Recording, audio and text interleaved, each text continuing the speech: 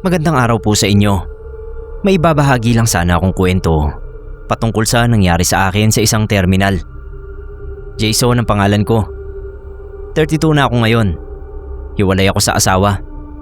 Mahabang kwento po. Basta nakakadalaw ako sa anak ko 2 beses sa isang buwan. Single ako ngayon. Mag-isa sa buhay. Hindi ko na maalala ang eksaktong date kung kailan ito nangyari. Mga bandang 2022 siguro. Tapos na nun yung pandemic at kakahiwalay lang namin ang asawa ko. Ang lungkot ko nun. Ilang beses kong sinubukang saktan yung sarili ko. Pero naiisip ko pa rin na kailangan pa ako ng anak ko at mga kapamilya. Para maibsan kahit papano yung kalungkutan ko, halos gabi-gabi akong nag-iinom. Buti na lang talaga at yung mga kaibigan ko ay game din makinig sa mga kwento ko sa buhay. Lagi akong umuuwi noon na lasing. Halos 1 month straight din na pagpasok ko sa kwarto, diretso tulog na ako kasi umiikot na yung paningin ko at konting galaw pa ay masusuka na ako. Ilang beses ko rin nasukahan yung bedsheet ko at kahit yung mga tanim na bulaklak ni mama, ilang beses ko rin binugahan. May nangyari sa akin. Kaya tinigil ko yung pag-inom araw-araw. Yung place namin ay doon sa bahay nila Dante. Kabilang bayan pa yon. Ang dami naming nainom. Basta nagsuka na ako ng 1 beses after nun. Meron pang nilabas si Dante. Ubusin pa raw namin yon. Himala nga kung paano namin naubos yung lahat. Bali yung last na ininom namin, mild na kumpara doon sa unang batch. So medyo nahimasmasan din ako. Sabi ko kay Dante, kailangan ko nang umuwi sa amin. Sabi niya wala na raw akong masasakyan doon sa terminal. Okay lang, sagot ko. Doon na ako maghihintay. Kasi madaling araw na rin naman. Mga 1 oras lang, may tatambay na doon sa jeep, sabi ko. Hinatid naman ako ni Dante sa terminal. Sakto merong naglilinis na utility. Tinanong ko, kalahating oras daw may pipila ng jeep. Naghanap muna ako ng pwesto na matatambayan ko. Umiikot pa rin yung paningin ko pero kaya ko naman. Naisuka ko na lahat ng dapat kong isuka. At saka straight na rin naman yung lakad ko. Iniisip ko lang yung magiging hangover na mararanasan ko pagkatapos. Sa di kalayuan, nakita ko merong naglalakad. Nung dumaan yon dun sa poste ng ilaw, narealize ko na madre yung naglalakad. Itim yung suot niya. Pansin ko, sobrang bilis ng paglalakad niya. Nakakagulat. Para bang may kulong yung mga paa niya. Tinitigan ko lang. Hinintay na makarating sa pwesto ko. Habang papalapit siya, ewan ko ba kung anong dahilan, pero kumakabog yung dibdib ko. Pakiramdam ko may mangyayaring masama. Tsaka ako nakita na wala siyang paa. Bali, lumulutang talaga siya sa ere at hindi naglalakad. Kaya sobrang bilis niya ay dahil doon. Tapos yung itsura niya, yun ang pinaka nakakatakot na bagay na nakita ko sa buong buhay ko. Itim na itim yung mata niya. Wala siyang bibig. Yung kamay niya parang sa patay. May hawak siyang rosaryo at nakalagay yung kamay niya sa dibdib niya. Hindi ako nakagalaw. Nandoon lang ako. Pinapanood yung madre habang lumulutang. Dumiretso yung madre at lumiko palabas sa gate. Tsaka lang ako nakahinga nung wala na yung madre.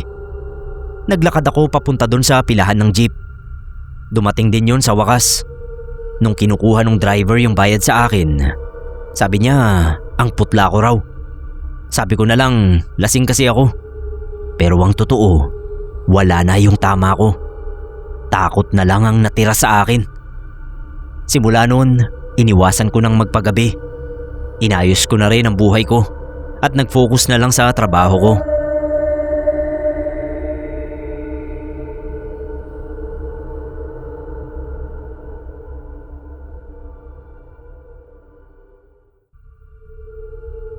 Magandang gabi po mga kapasta at Sir Neb.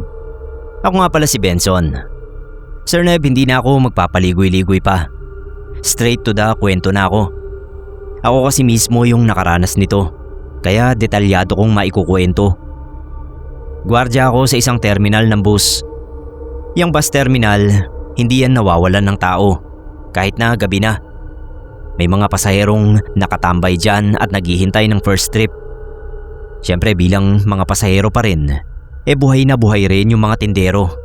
May maliliit na kainan sa gilid at nariyan pa rin yung mga driver, konduktor at mga gaya ko na gwardiya. Pero kahit hindi nawawala ng tao sa terminal, nababawasan naman ng ingay at pagkabisi niyan. At yung katahimikan na yon, doon ko nakita yung hindi ko dapat nakita. Panggabi yung duty ko. Inaantok ako ng gabing yon dahil kasalanan ko rin naman. Imbis kasi na matulog sa bahay, may pinuntahan ako, kaya wala akong mahabang pahinga. Tuloy ay inaantok nga habang duty, kaya naglakad-lakad ako para labanan ng antok.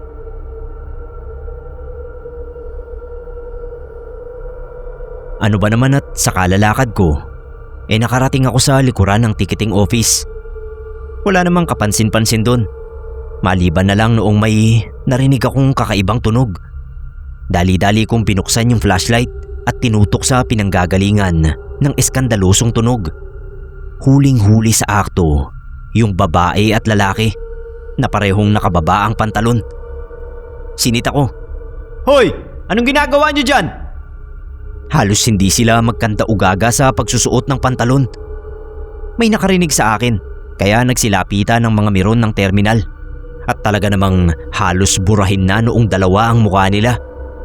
Nagtatakbo sila palayo, pero yung lalaki ay lumingon pa sa akin. Dahil nakatakip ang mukha nila, ay mata na lang niya yung nakita ko na naniningkit. Yung babae naman, mahaba yung buhok, kaya hindi ko makita yung mukha. Tawanan ng tawanan yung mga nakakita sa kanila, kasi hindi pa maayos yung pagkakasuot nila ng pantalon. Tinutokso pa nga sila at nilalait. Hindi ko alam kung pasahero yung dalawa na yun, kasi wala naman silang binitbit na gamit nung nagtatakbo na. Pero salamat sa kanila at nawala yung antok ko. May napagkatuwaan pa yung mga pasahero at kami ng mga katrabaho kong driver at konduktor. Madali namang nakalimutan ang insidenteng yon. Wala pa nga yatang 2 araw ay nakalimutan na. Pero noon ko naman napansin na tuwing duty ako ng gabi, parang kabado ako at hindi ko maintindihan. Pakiramdam ko noon, may mangyayaring hindi maganda. Lagi talaga akong kakaba-kaba hanggang sa napilitan na akong mag-open sa kaklose kong driver, si Kuya Gon. Kinuwento ko kay Kuya Gon na ilang gabi na akong balisa. Hindi ako mapakali tuwing nagdidilim na, pero maayos naman yung pakiramdam ko kapag maliwanag na. Nawawala yung kaba. Sabi ni Kuya Gon, subukan ko raw magpatawas dahil baka may nagagambala ako o nakakatuwaan ako. Napaisip ako na baka nga ganoon ang nangyayari, kaya sinunod ko yung payo niya. Pagka-out ko noong umaga ay dumiretso ako sa kilalang magtatawa sa amin, si Nanay Ligaya. Sabi ni Nanay Ligaya, may nakabalis daw sa akin. May nagalit daw sa akin at naipahiya ko, kaya todo-todo raw ang galit. Yung tipong halos masaktan daw ako ng taong yun. Isip ako ng isip kung sino kaya yung naipahiya ko. Sa dami ba naman ng nakakasalamuha at nakakausap ko sa araw-araw, bilang minsan sa akin nagtatanong yung mga pasahero, hindi ko na alam kung may nasungitan ba ako o napahiya. Walang-wala sa isip ko yung magpartner na nahuli kong nagmimilagro sa likod ng ticketing office. Ewan ko ba at hindi ko sila naisip noon.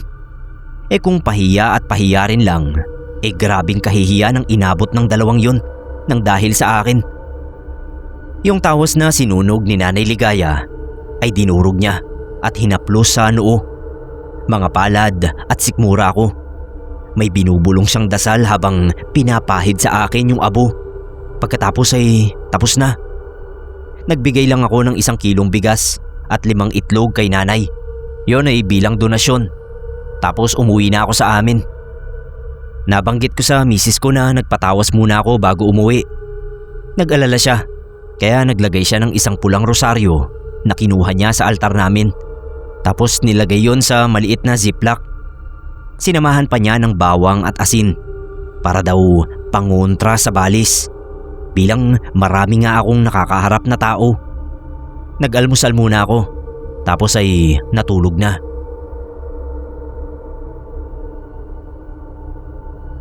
Kinagabihan pag duty ko ay nawala na nga yung hindi maipaliwanag na kaba sa dibdib ko. Mabisa yung pagtatawa sa akin, sabayan pa ng pabaong rosaryo ni Mrs. Ilang gabi rin ako na balik sa normal. Pero gaya nga ng sinabi ko, ilang gabi lang. Dahil nang inatake na naman ako ng hindi maipaliwanag na kaba, mas matindi na. Sa pagkakataong yun, may nakikita na akong lalaking nakajacket na kulay itim. Mukhang pasahero pero sa paningin ko ay kahina-hinala siya. Sinusundan ko siya sa terminal pero lagi ko siyang nawawala. 3 gabi na sunod-sunod na ganoon, kaya nagsumbong na ako sa OC. Sabi ko, merong lalaking ilang gabi nang umaaligid sa terminal pero lagi akong natatakasan. Naalarma yung OC ko. Naisip na baka terorista yung lalaki at nagpaplanong magtanim ng bomba sa mga bus. Tinignan siya sa CCTV kung mamumukaan o makikita kung saan naglalagay yung lalaki. Pero noong sinabi ko kung saan siya madalas na nakikita, walang nakuha ng kahina-hinalang lalaki yung mga kamera. Nakukuhanan ako sa pagro-roving pero yung lalaki mismo na binabantayan ko ay wala. Sabi ng OC ko, baka kailangan ko munang magpahinga. Naikwento raw kasi ni Kuya Gon sa kanya na nagpatawas ako dahil ilang gabi na akong balisa. Sa puntong yon ay medyo nagdududa na ako sa takbo ng pag-iisip ko. Pakiramdam ko noon ay may sakit ako na seryoso at hindi basta makukuha sa tawas lang.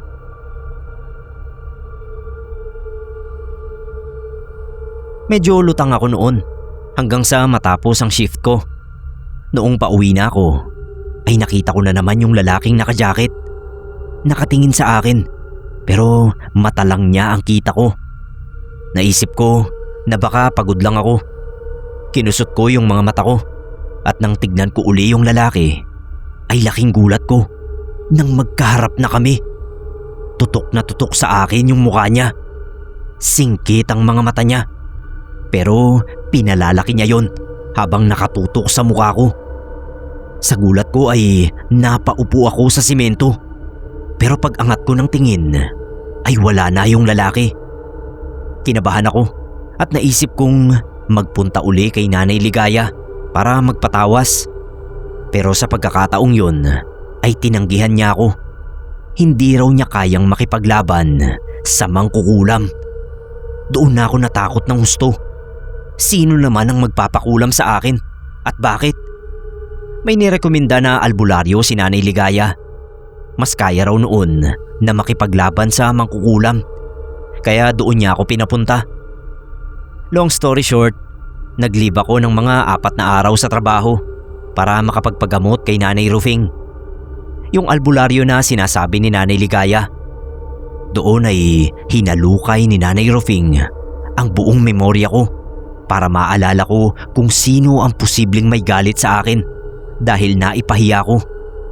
Sa nakita ni Nanay Rufing, ang nangkukulam sa akin ay yun ding nakabalis sa akin noon na napagaling ni Nanay Ligaya.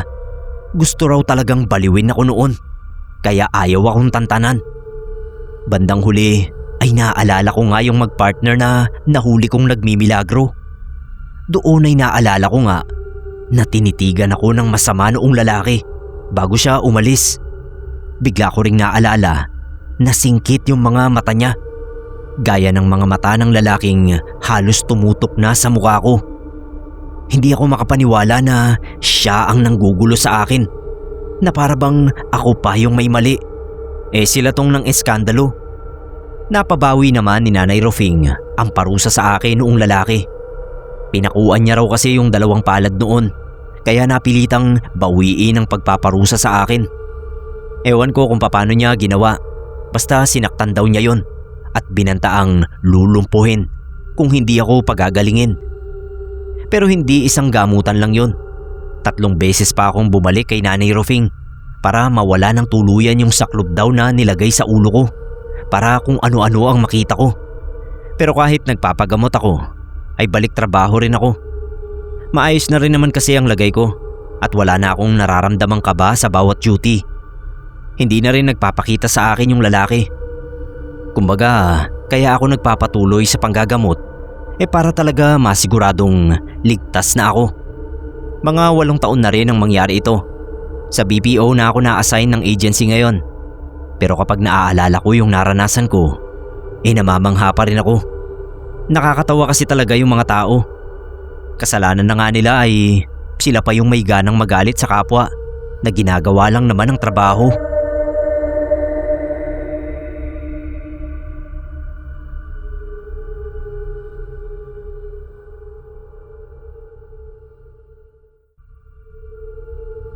Pamilyar naman po siguro kayo o naniniwala sa mga anting-anting. Ako kasi oo, dahil ako mismo ay nakasaksi sa kapangyarihan ng anting-anting na hawak ng pinsan kong si Ruel.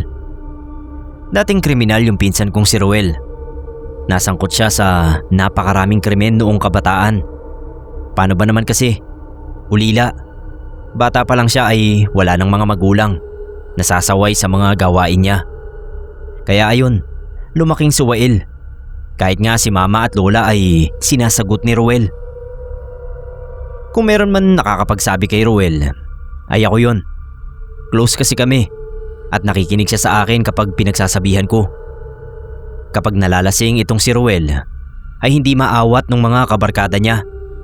Ako lagi ang tinatawag nila para raw pakalmahin ang pinsan ko. Tumitigil din naman siya kapag nakikita ako, tapos hihingi ng tawad. May isang pagkakataon na nagtrabaho yan si Ruel sa Visayas. Hindi ko na maalala kung saan bang eksaktong lugar. Basta nang umuwi siya, mas yumabang si Ruel. May pinakita siya sa akin. Meron siyang kwintas na sa dulo ay may kwadradong bakal. Tapos sa gitna ng bakal ay may nakaukit na araw. Sabi ni Ruel, anting-anting daw yon. Gawa ng isang albularyo sa Visayas. Hindi niya raw binili yun. Bale may kapalit ang anting-anting na personal na pabor. Hindi niya sinabi sa akin kung ano ba yung pabor na yon. Pero inisip ko, hindi yun madali kung ano man yun. Pangiti-ngiti lang ako. Sa loob-loob ko, iniisip ko hindi naman totoo yung anting-anting na yon. Wala namang nagbago kay Ruel. Pinakita niya sa akin na hindi na raw siya tinatablan ng sundang. Ilang beses ko siyang tinaga sa kamay at wala ngang lumitaw na sugat. Pero hindi pa rin ako kumbinsido. Baka mapurol lang yung sundang o kaya naman ay madulas yung kamay niya.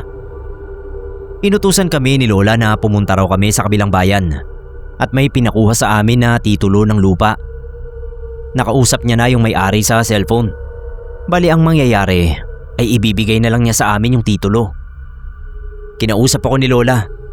Ako raw ang humawak ng titulo at baka itakas ni Ruel. Wala pa rin siyang tiwala sa pinsan ko. Naghintay kami noon sa terminal. Konti lang yung tao. Hindi ko alam kung bakit. Bale, pauwi na dapat kami at naghihintay lang kami ng bus na parating. Nakita ko na may tumigil na motorsiklo sa harap ni Ruel. May kinakausap siya noon sa telepono. Bumaba yung isang lalaki. Naglakad papalapit sa kanya.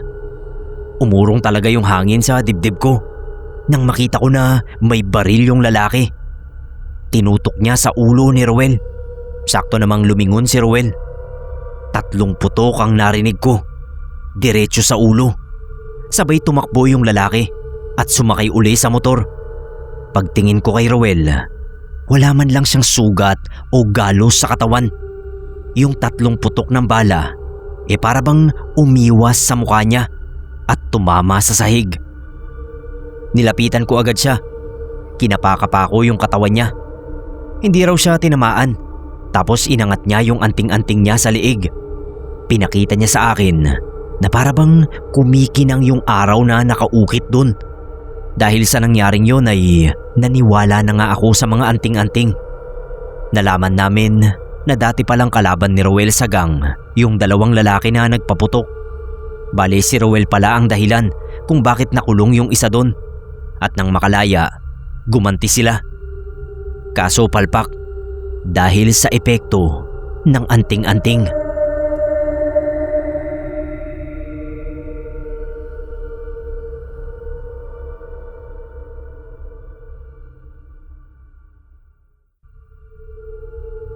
Magandang araw po mga kapasta. Sana po ay pagpalain tayong lahat. Randy ang pangalan ko. 30 anyos at may pamilya na. 3 ang anak ko. Lahat nag-aaral. Porsigido naman kami ni Mrs. na mabigyan sila ng maayos na buhay. Kahit na hindi sobrang yaman. Basta walang nagkakasakit sa amin at nakakakain ng maayos. Fan kami pareho ng asawa ko. Ito lagi ang pinapakinggan namin kapag wala kaming magawa sa gabi. Yung panganay din namin ay naimpluwensyahan na rin ata namin kasi mahilig na rin sa horror. Itong ikukwento ko, nangyari noong wala pa kaming anak ng asawa ko. Dahil sa trabaho ko, obligado akong bumiyahe kada buwan. 4 na oras yan sa bus, balikan. Hindi naman hassle sa akin ang mga ganoong biyahe. Sanay na ako. Madalas kong marinig sa mga kaibigan na kapag may kinukwento silang experience patungkol sa mga multo o kaluluwa, sinasabi nilang nangyayari yun tuwing gabi. Kapag madilim na ang paligid, konti na lang ang mga tao. Ang weird lang kasi itong sa akin ay nangyari tanghali mismo. Sikat ang araw at may mga taong nakapaligid sa akin.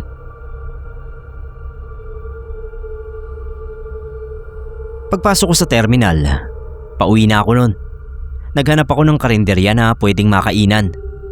Napili ko yung merong tindang adobo kasi matagal-tagal na akong hindi nakakatikim nun. Pagpasok ko, nakita ko may bata sa gilid ng karinderya.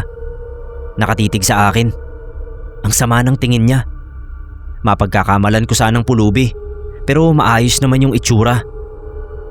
Matapos akong umorder, nakalagay na sa styro yung pagkain. Doon sana ako kakain sa loob. Kaso ang init. Maraming tao doon at 2 lang yung blower. Sabi ko sa labas na ako kakain. Maghahanap ako ng medyo mapreskong pwesto.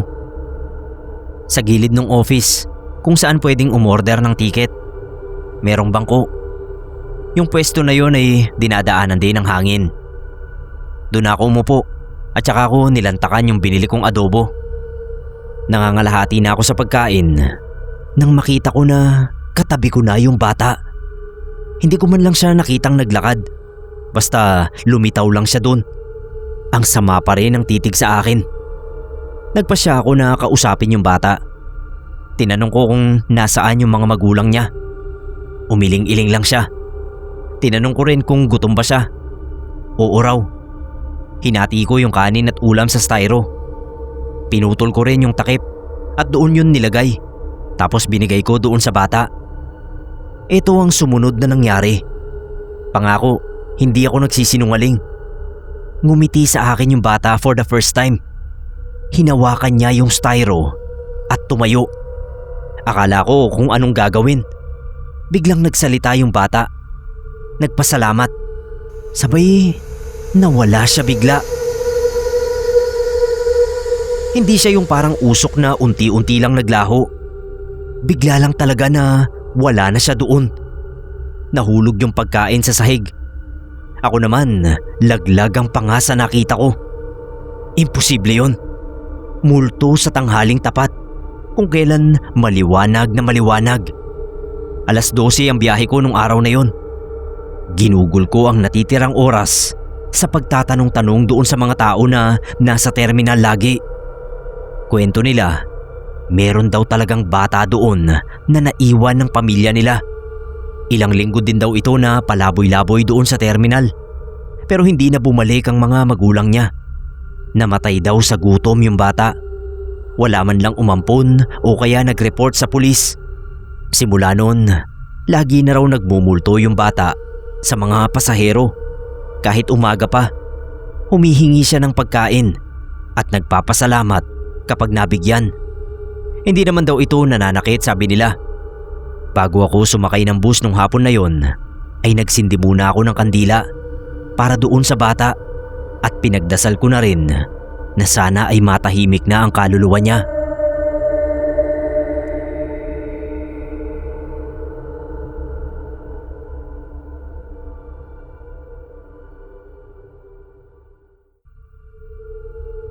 Hello po Sir Neb. Pakitago na lang ako sa pangalang Angie.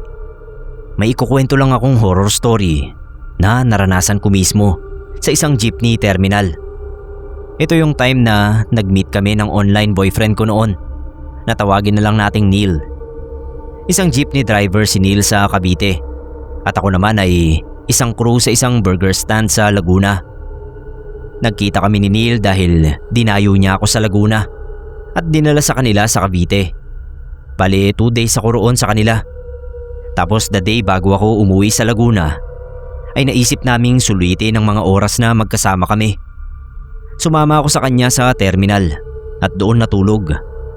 Ayaw pa nga niya akong payagan dahil wala naman daw silang matinong tulugan sa terminal. Sa jeep lang daw talaga sila, tapos malamok pa. Pero sa kapipilit ko ay pumayag na rin siya.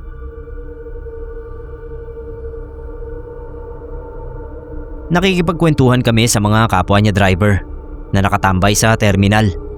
Mga naghihintay sila ng biyahe at kapag malalim na yung gabi, medyo matumal na. Kaya may pagkakataon silang matulog muna, lalo na yung mga malayo pa ang pila. Noong inaantok na ako, ay sinamahan ako ni Neil sa jeep niya. Binaba niya sa sahig ng jeep yung mga kutsyon ng bangko para makahiga ako doon ng diretsyo. Naglagay siya ng 2 katol para hindi ako papakin ng lamok. Kabilin-bilin na ni Neil na kapag maiihi ako o kung magigising ako na wala siya, ay i-text ko muna siya bago ako bumaba ng jeep. Huwag daw akong aalis ng mag-isa dahil may aswang na umaaligid. Akala ko nagbibiro lang siya kaya hinampas ko lang siya at tinawanan. Sinara niya yung mga kortina ng jeep pati yung pinto na bakal bago ako tinabihan para matulog. Kahit medyo masikip ay napahimbing ang tulog ko. Pero nagising din ako dahil nakaramdam nga ako ng pag-ihi. Wala na si Neil sa tabi ko. Naalala kong sinabi niyang i-text ko siya bago ako bumaba. Pero naisip kong iihi lang naman ako. Medyo madilim sa kinapupwestuhan ng jeep niya at pwede naman sigurong sa gilid na lang ako umihi. May dala naman akong pamunas. At ganoon na rin nga yung ginawa ko, na malaking pagkakamali pala. Pagkatapos umihi, ay sumakay na uli ako ng jeep. Mag-aalas 4 na noon. Alas 6 ko balak umuwi kaya tama lang ang oras ng gising ko. Naupo ako sa hagdan ng jeep at nag-Facebook muna. Kako, mag-aayos muna ako bago mag-text kay Neil. Kaso habang nakaupo ako, may napansin akong lalaki na nakatayo sa bandang kanan ko. Madilim nga kaya hugis lang niya ang nakikita ko. Akala ko isa lang sa mga driver. Wala siyang kagalaw-galaw. Hindi ko lang pinansin at nagkalkal ako ng bag. Segundo lang at nasa tabi ko na yung lalaki. Napasinghap talaga ako sa gulat. Medyo nakikita ko na yung itsura niya dahil sa lapit niya at doon na ako natakot. Yung balat niya ay maitim na parang matigas at malangis. Titig na titig siya sa akin at naririnig ko na tumutunog yung ngipin niya. Nung umangat ang isang kamay niya ay doon na ako napasigaw. Tinangka akong hablutin noong lalaki pero nagdive ako sa lupa at halos gumapang na para makatakbo. Hindi ko siya nilingon. Narinig kong sinisigaw na ni Neil ang pangalan ko at ilang saglit lang ay nasa harapan ko na siya at iba pang driver. Alalang-alala siya at nagpaliwanag agad na nagpapaluto lang siya ng almusal kaya iniwan niya ako. Ano raw ang nakita ko? Na parang sure na sure siya na may nakita nga ako. Paglingon ko ay wala na yung lalaki. Yung ibang driver ay inikot ang paligid ng mga jeep pero wala silang nakita. Nung sabihin ko ang tungkol doon sa lalaking nakita ko, ay sinisi ng ibang driver si Neil. Bakit daw kasi sa malayo niya pinarada yung jeep? Alam naman niyang may nangungursunada roon. Mabuti na lang daw at hindi ako napano. Doon ko lang nalaman na totoo palang may aswang na gumagala sa terminal. Hindi naman daw ginagalaw noon ng mga driver na natutulog. Nagugulat lang daw sila na kung minsan ay magigising sila na may nakatitig sa kanila. Ang hinala raw nila ay taga-roon lang sa malapit yung aswang, kaya hindi sila inaatake. Hindi raw kasi nananalakay ng kapitbahay ang mga aswang. Sobrang weird lang na hinahayaan nilang may pagala-galang ganoon sa terminal. Para silang mga walang pake. Sorry nang sorry sa akin si Neil. Kahit noong nakauwi na ako sa amin. Napatawad ko naman siya dahil medyo kasalanan ko rin kung bakit ako nilapitan ng aswang. Anyway, hindi rin naman kami nagkatuluyan ni Neil dahil sa kung anong dahilan. Parang nakilala ko lang siya para makaranas ako ng kababalaghan kahit minsan lang sa buhay ko.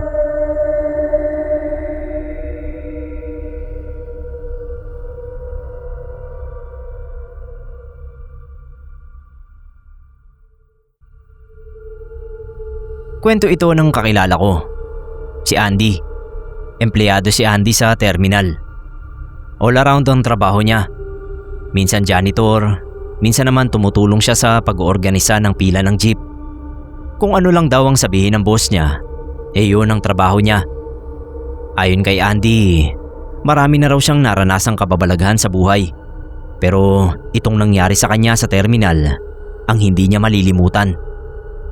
May matalik na kaibigan daw si Andy na driver doon sa terminal. Jose ang pangalan. Halos sabay daw kasi silang nagtrabaho doon. Kaya sila rin ang naging magkaibigan. Sa katunayan nga raw, naging ninong pa ng anak niya si Jose. Isang hapon daw, habang tumatambay si Andy sa entrance, lumapit sa kanya si Jose. Medyo maputla raw yung itsura. Halatang may gustong sabihin. Akala niya nga raw mangungutang. Wala pa siyang sahod nun. Pero hindi. May inamin daw siya. Ang sabi sa kanya ni Jose, may nakita raw siyang kakaibang nilalang sa loob ng jeep niya.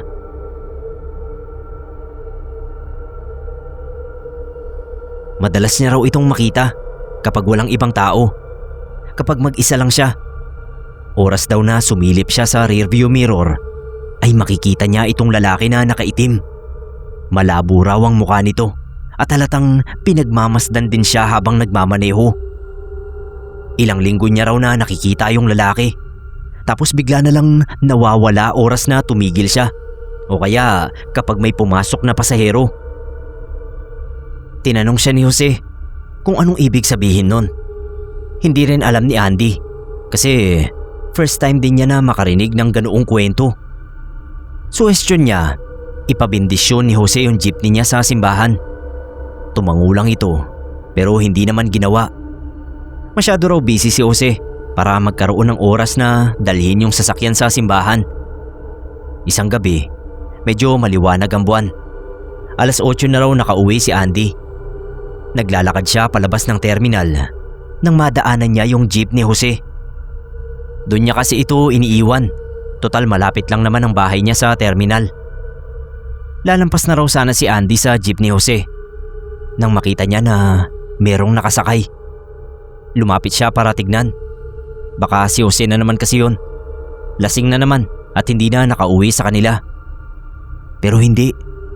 Nakita niya na yung lalaking nasa loob ay yung nilalang na sinasabi ni Jose na laging nagpapakita sa kanya kapag mag-isa siya sa jeep.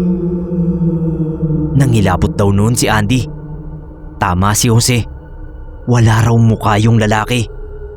Tumakbo siya palayo at paglingon niya, wala na nga yung lalaki. Naglahong parang bula. Sumunod na araw, nagmemeryenda si Andy nang dumating si Mang Kaloy. Pinatayo niya si Andy tapos sinakay sa tricycle. Hindi niya raw alam kung saan sila pupunta.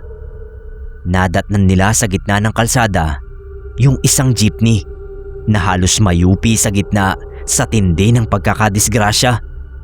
Yung bumunggo dito ay isang malaking truck. Ayaw daw tignan ni Andy yung harapan ng jeepney kasi kilala niya kung sino ang may-ari nun. At alam niya na may nangyaring masama. Kaso hinila siya ni Mang Kaloy at tinuro yung patay na katawan ni Jose. Napatalikod daw siya agad. Nang tumingin siya doon sa mga kumpol ng tao, merong nakatayo. Yung lalaking walang muka ay nandoon. Parang nanonood lang sa aksidente. Nakakaawa raw si Jose. May naiwan pa itong 2 anak. Pero ganun daw talaga ang buhay. Sabi nga ni Andy, kung alam lang niya sana na masama ang pahiwatig ng lalaking nakikita sa jeep, sana raw ay nabigyan niya ng babala si Jose. Kaso huli na.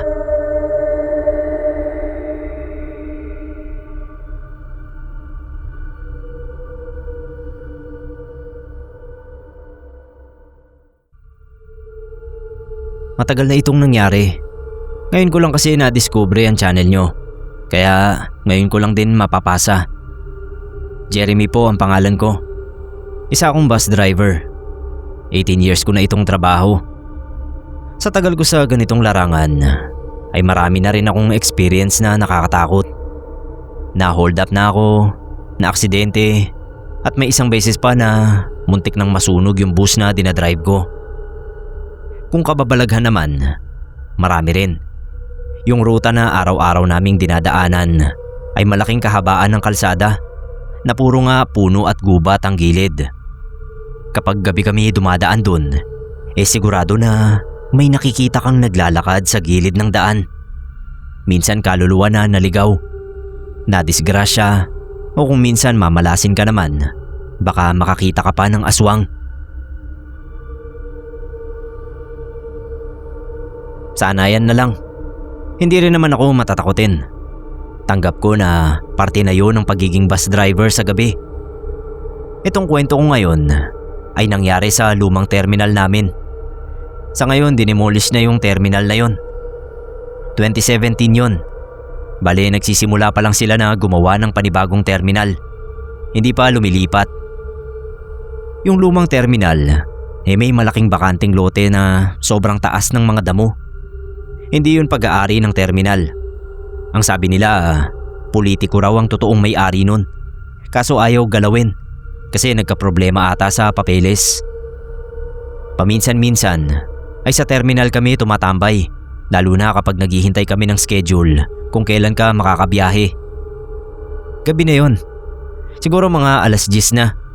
Meron pa kaming isang bus na aalis. Last trip na yon. Ako naman bala ko doon na sa terminal matutulog kasi umaga pa raw ang schedule ko. Mga 6:00 siguro. Lumabas ako at naghanap ng makakain. Pagpasok ko, sinalubong ako ni William. Driver din yon. Mas bata kaysa sa akin. Pakialamero itong si William. Lahat ng bagay sa bus ay gusto niyang malaman. Tanong ng tanong kapag magkasama kami. Iiwasan ko sana kaso tinawag yung pangalan ko. Pasigaw pa. Tumigil naman ako para makalapit siya. Ang sama ko naman kung hindi ko siya papansinin. Sabi niya may kakaibang bagay daw doon sa bakanting lote. Hinatak niya ako. Halos wala ng tao sa terminal. Kami na lang mga driver at ilang empleyado. Nung marating namin yung likod kung nasaan yung bakanting lote, tinanong ko kung anong ipapakita niya. Wag daw akong gumawa ng ingay. Ginawa ko naman. Naghintay kami. Narinig ko na may umiiyak 3 metro siguro ang layo mula sa amin. Tinitigan ko si William. Ang laki ng ngiti niya. Tapos naglakad siya papunta doon sa mga nagtataasang damo at hinanap niya yung pinanggagalingan ng iyak. Nangangamba pa ako nun kasi ang daming ahas sa bakanting lote na yon. Baka ako makagat si William. Ang tagal niyang nakatalikod sa akin. Hula ko baka pusa lang naman yung may gawa ng iyak. Tumalikod na ako at aalis na sana nang tawagin ako ni William. Pagkaharap ko ay nandoon na siya. May kargang bata na walang saplot. Napamura ako. Sino naman kayang nanay ang mag-iiwan ng baby niya doon sa bakanting lote? Pero habang lumalapit sa akin si William, unti-unti kong nakikita yung tunay na itsura ng bata. Hindi siya normal na baby. Kulo-kulubot ang balat niya at ang dami niyang matatalas na ngipin sa bibig. Tapos ang haba rin ng kuko niya. Sinigawan ko si William. Sabi ko tiyanak yung hawak niya. Napatingin din siya sa baby at nang makita nga niya yung itsura nito, hinagis niya yung baby sa ere. Tumakbo siya pabalik sa akin na sumisigaw. Naglaho na lang basta yung tiyanak doon sa bakanting lote. Matapos yun, dumalas ang reklamo ng mga pasahero sa terminal na may naririnig daw silang umiiyak sa likod. Hinahayaan na lang namin. Sinasabi na lang namin na marami talagang mga pusa sa bakanting lote na yon. Kahit alam namin na isang tiyanak ang may gawa ng iyak na yon.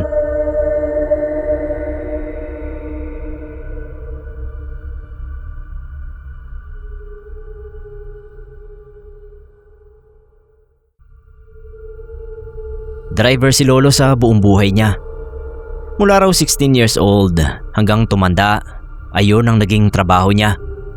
Sabi niya, lahat daw ng pwedeng maranasan ng isang driver ay naranasan na niya. Tawag nga sa kanya ng mga kapwa niya driver doon sa terminal, master. Paano ba naman kasi?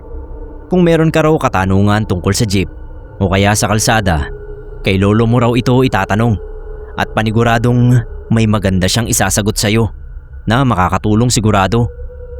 Kahit retirado na siya, yun pa rin ang tawag sa kanya.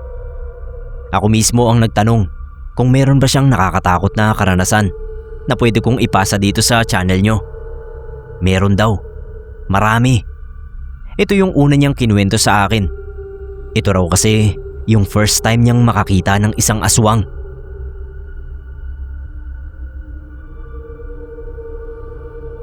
"20 years old daw noon si Lolo. Bale, hindi pa sila mag-asawa ni Lola. Nagde-date pa lang daw sila. Madalas silang tumambay dun sa terminal. Yung may-ari daw kasi nito ay kaibigan nila. Lagi nilang nakakainuman kapag may okasyon. Kunwari birthday ng isang kagrupo, mag-aambagan daw sila. Tapos dun na mismo sa terminal magse-celebrate.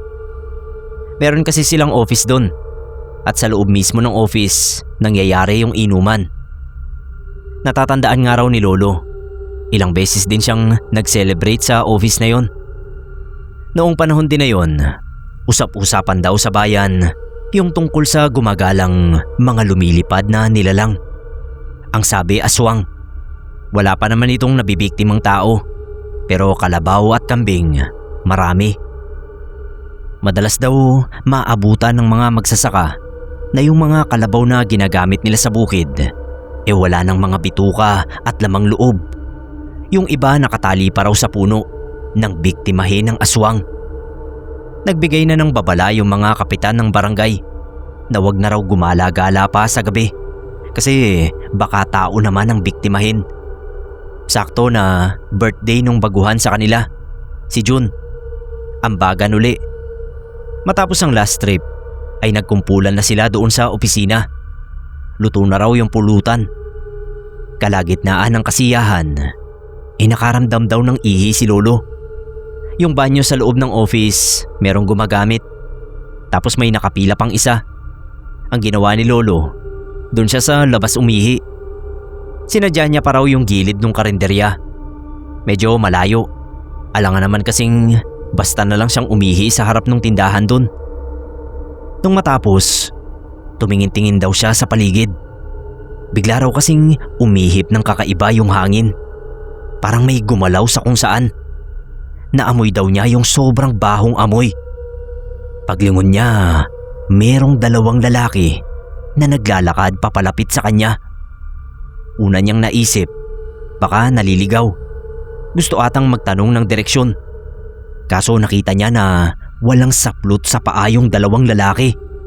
At yung mata nila, parang mata ng mga aso sa gabi. Kumikintab. Hindi na nagdalawang isip pa si Lolo. Kumaripas daw siya ng sobrang bilis. Lumingon daw siya saglit at nakita niyang bumuka sa likod ng dalawang lalaki yung malalaking pakpak.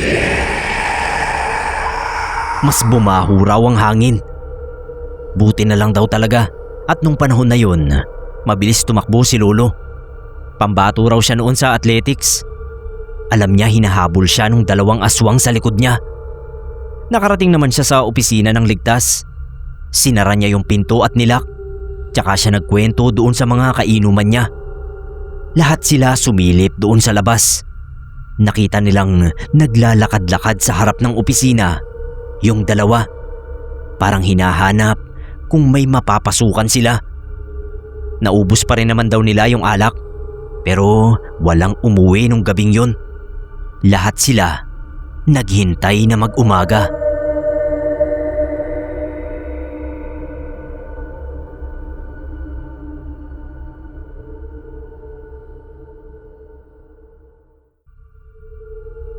Tawagin niyo po akong Dodoy. Magsishare sana ako ng kababalaghang naranasan ko noong nagtitinda pa ako ng kutkutin sa bus. Binata pa ako noon. Nagka-college at sumasideline sa pagtitinda ng mga kutkutin. Kapag walang pasok, 5:00 pa lang ng umaga nasa terminal na ako. Ganun talaga kaaga para mauna ka sa biyahe ng bus. Bago mapuno yung mga upuan at maging iritable yung mga pasahero. Kahit twice a week lang ako nakakapagtinda, kabisado ko na yung galaw ng terminal. Kung aling bus ang mabilis mapuno at umalis. Kung saan pwede tumayo nang hindi ka sisitahin ng konduktor. At kung kailan dapat bumaba bago ka mapagkamalang pasahero na nagwa 1, 2, 3. Hindi ko malilimutan yung nangyari sa akin noon. Na habang naghihintay ako ng unang biyahe, may napansin akong isang batang lalaki doon sa may waiting area. Nakaupo sa dulo ng mahabang bench na bakal. Yung malamig na nakakairita. Sa tansya ko mga 7 o 8 taong gulang siguro yung bata. Maputi, malinis at maayos yung damit. Mukhang anak mayaman. Hindi ko pinansin kasi akala ko may kasama lang na nasa CR o kaya bumibili ng ticket. Sino ba naman kasing mag-iisip na palaboy yun? Maayos nga yung itsura. Ayun nga at hindi ko pinansin. Hindi ako pwedeng tumigil sa trabaho dahil lang sa ganoong eksena. Sumakay ako sa unang bus na umandar. Halos sinabol ko nga lang. Nagbenta ako. Naghintay kung may iba pang bibili bago bumaba sa di kalayuan. Naghintay uli ng daraang bus para sumakay at magbenta. Bumaba, sumakay, nagbenta, bumaba. Pare-pareho lang yung eksena hanggang sa magtanghali. Malayo-layo na ako sa terminal dahil sa kalilipat ko ng bus. Kaya noong medyo nagugutom na ako, sumakay na lang ako ng bus na pabalik ng terminal. Pwede naman akong mananghalian sa ibang karinderya na madaraanan. Pero gusto ko roon sa terminal dahil open ako sa isang eatery doon para makautang at magbayad na lang ng lingguhan. Ayun nga at nakakain na ako. Nagpapahinga na lang ako para makabuelo uli ng pagsakay ng bus. Pagbaling ko sa isang bench, nakita ko uli yung batang lalaki na nakita ko noong umaga. Nasa parehong pwesto pa rin siya pero may katabi na siyang lalaki. Nakatagilid ang upo. Naisip ko baka tatay niya. Baka may hinihintay na pasahero kaya maaga pa lang ay nakatambay na sa terminal. Sa isip ko noon, ang bait naman ng batang yun. Hindi tinutopak sa haba ng paghihintay.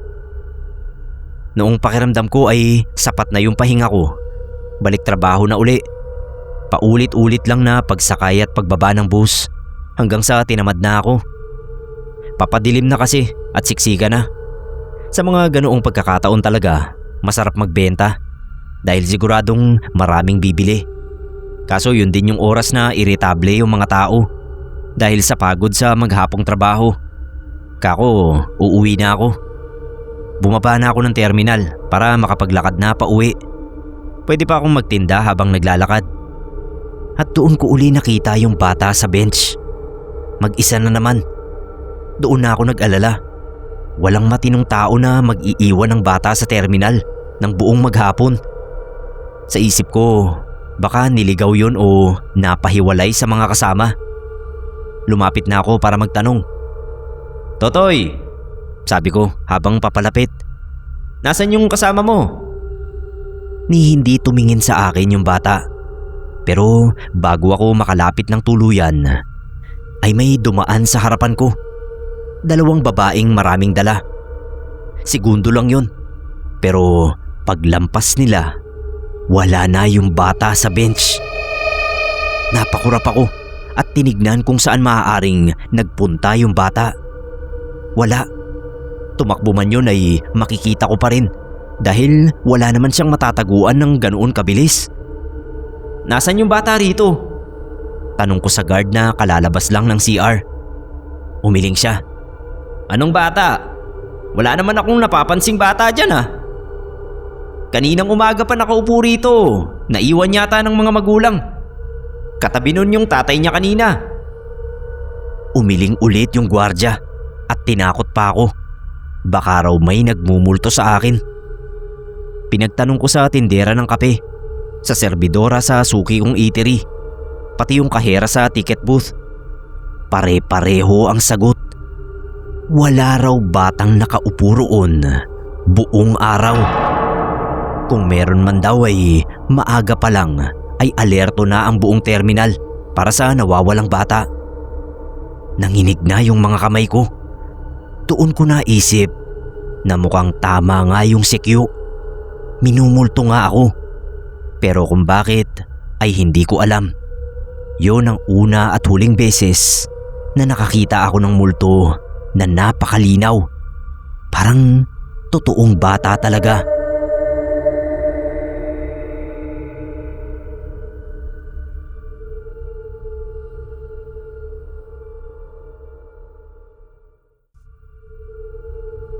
Tungkol ito sa karanasan ko sa inakala kong secret admirer.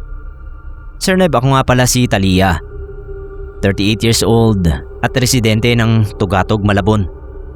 Happily married sa asawa kong empleyado ng isang hotel chain.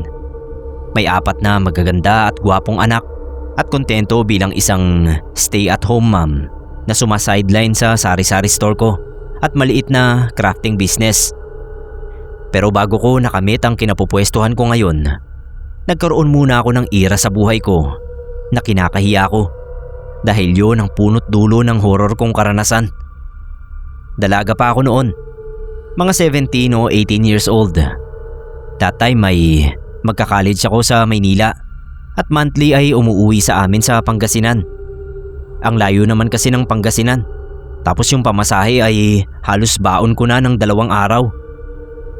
Bagong sibol pa lang noon ang cellphones, kaya hindi na rin masama na monthly ako umuuwi dahil may communication naman ako sa pamilya ko.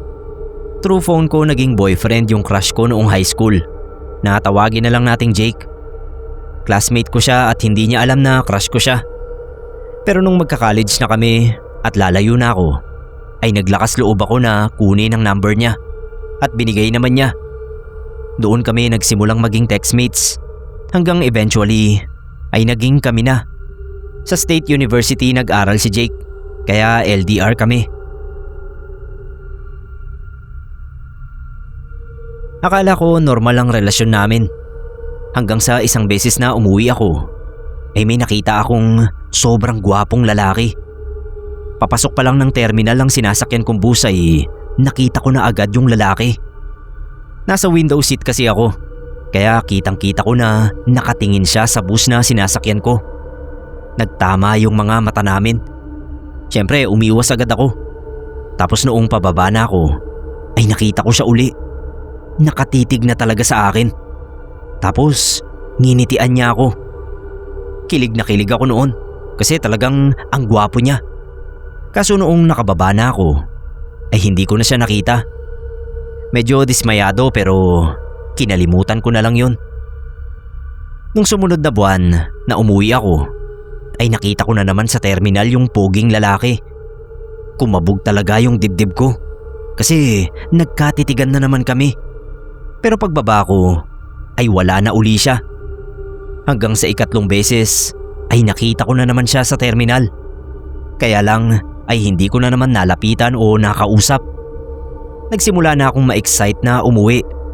Tipong gusto ko na lang umuwi every weekend. At ginawa ko nga yun. Umuwi ako kahit kauuwi ko pa lang last week. Yun nga yung 3rd time na nakita ko yung lalaki.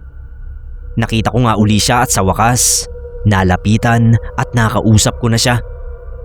Sumama ako sa bahay nila kahit hindi ko siya lubusang kilala. Hindi ko na maalala ang mga sumunod na nangyari dahil nagising na lang ako sa bahay namin. Nakahiga ako sa kama. Tapos noong bumangon ako at lumabas ng kwarto, ay gulat na gulat sina mama at ang buong pamilya ko. Ang sabi nila ay 3 araw na raw akong tulala. Natagpuan lang daw ako na nakatambay sa terminal. Kinakausap daw ako ng mga driver at konduktor at tinatanong kung bakit hindi ako umaalis. Pero hindi raw ako sumasagot. Kaya hinalungkat na yung gamit ko para mahanap ang kontak ng pamilya ko. Sa albularyo ako dinala nila mama at nalaman nila na inaaswang daw ako. Ang kaluluwa ko raw ay hawak ng aswang at kinailangang magtulong-tulong ng 3 albularyo para lang mapalaya ako. Nalaman nila na ang umaaswang pala sa akin ay kuya ng fiancé ni Jake. Ang nangyari pala, engaged na pala si Jake at ang pamilya ng babae ay may lahing aswang. Masaya naman daw yung dalawa hanggang sa naging textmates kami ni Jake at hayagan ko na siyang niligawan. Aaminin ko po Sir Neb, ako talaga ang gumawa ng paraan para maging kami ni Jake. Kinulit ko siya. Ilang beses na siyang nagpalit ng SIM card para hindi ko siya makontak. Pero maparaan ako, kaya nalalaman ko pa rin at naitetext siya. Hanggang sa naging kami na nga dahil sa pangungulit ko. Alam ko naman na may girlfriend siya noon, pero tinakot ko siya na magpapakamatay ako kapag hindi siya pumayag na maging kami. Kaya ayun, at nakialam na nga ang pamilya noong babae para guluhin ang utak ko. Nagtagumpay naman sila. Hindi ko nga lang alam kung ano ang ginawa nila sa akin noong mga times na wala akong maalala. Hindi ko na kinulit si Jake noon hanggang sa nalaman ko na nagpakasal na nga sila noong babae. Hiyang-hiya ako noon sa mga nakakakilala sa akin kasi nalaman nila kung anong klase ang ugali ko. Pero nagbago naman ako after nun. Kaya nga heto at masaya na ako sa buhay ko ngayon.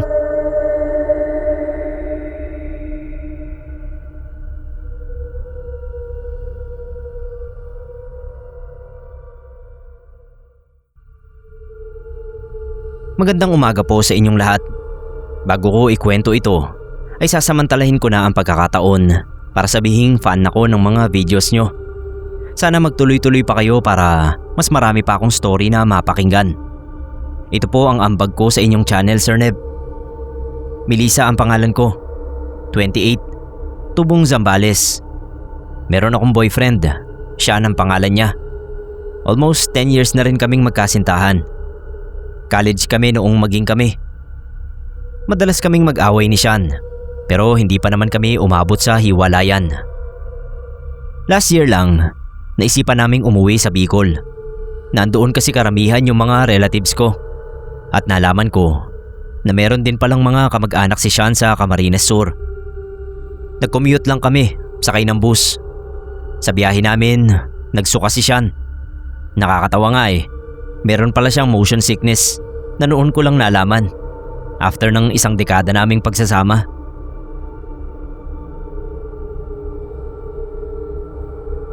Sabi niya, sa bus lang naman daw siya nagkakaganon. Pero kapag van o kaya kotse, wala naman siyang nararamdaman.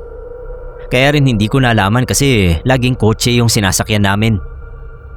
Anyway, gabi na kami dumating doon sa terminal. Almost 11 PM na yon. Wala nang biyahe yung jeep.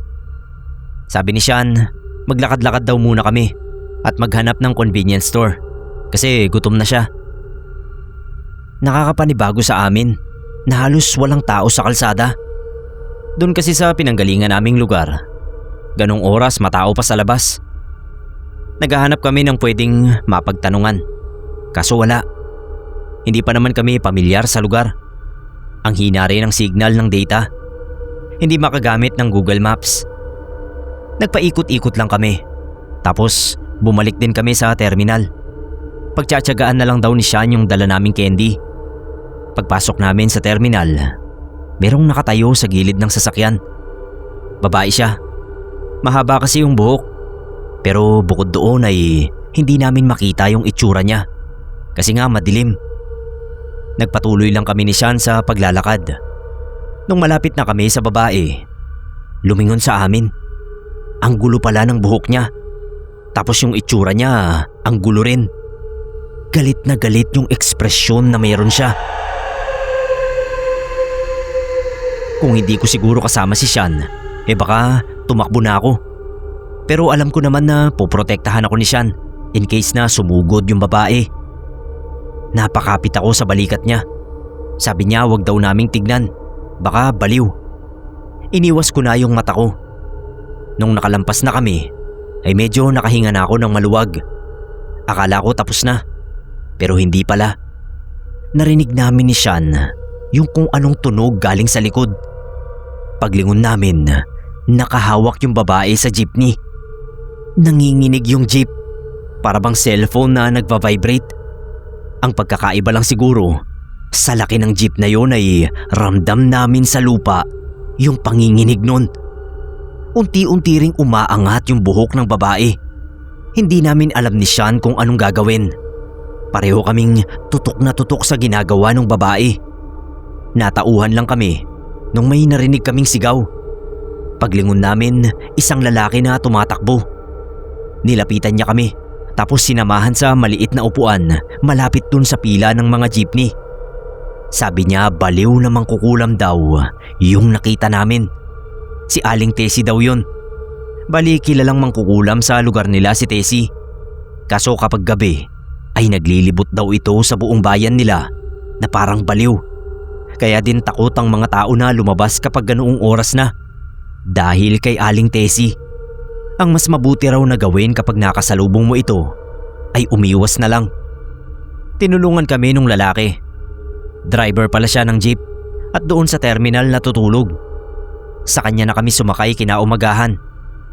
Awa ng Diyos ay nakarating naman kami ng ligtas sa lugar na pupuntahan namin.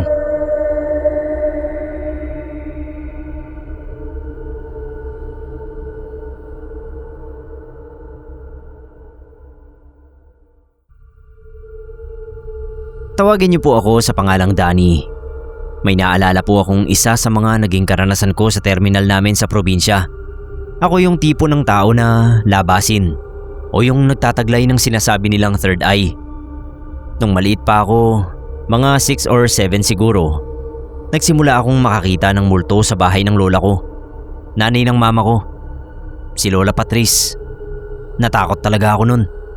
Bagong lipat pa lang kami sa bahay ni Lola. Kasi namatay ang papa ko. Tapos sobrang saya ko sa paglalaro sa mga puno. Naisipan kong umakyat at dahil nga hindi naman ako marunong, kaya ayun, nalaglag ako.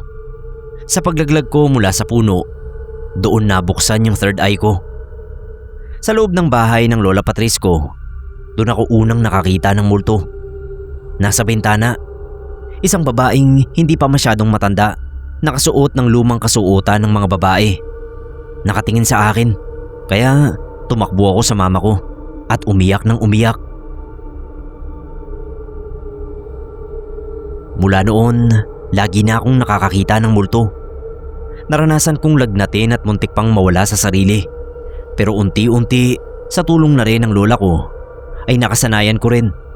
Sabi niya wag daw akong matakot. Kahit kasi pinasara ko na ay ganoon pa rin. Kaya tinanggap ko na lang. Sa pagdaan ng panahon, nang mamatay ang lola ko, tapos si mama ang sumunod, ay naging ulila na ako. Sinubukan kong pag-aralin ang sarili ko. Kahit anong trabaho pinapasok ko. Tagahugas ng pinggan sa karinderya, tagapakain ng kabayo, tagabantay ng taniman. Wala akong pili kasi kailangan kong mabuhay at makapagtapos ng pag-aaral. Oo, nabuhay ako. Pero nabigo akong makatuntong ng kolehiyo. Hanggang high school lang. Hindi ko na ikukwento kung bakit. Basta naging mahirap ang lahat para sa akin. Hanggang sa maisipan kong magtinda sa terminal. Ang ninong ko kasi may pwesto ng tindahan malapit sa terminal. Tapos sabi niya, baka raw gusto kong ilako yung mga paninda niya sa terminal. Bibigyan niya ako ng parte sa bawat mabebenta ko. Pumayag na ako. Wala pa kasi akong ibang mapagkakakitaan nun. Sa edad kong 17, ay naging mailap ang trabaho sa akin. Sa unang araw ko pa lang ng paglalako ng buko pie, mais at kung ano-ano pa sa terminal, ay napansin ko na ang isang matandang babae. Sa tingin ko ang edad niya ay nasa 60 mahigit. May mga uban na siya pero hindi pa naman ganun karami. Sa unang tingin ko pa lang sa kanya ay alam ko na hindi siya normal, na nasa kabilang mundo na dapat siya. Sa tagal ko ba namang nakakakita ng mga multo, kaya alam ko na, kabisado ko na sila. At ang matandang yun ay hindi naiiba sa kanila. Nakaupo lang siya sa waiting shed sa harap ng terminal.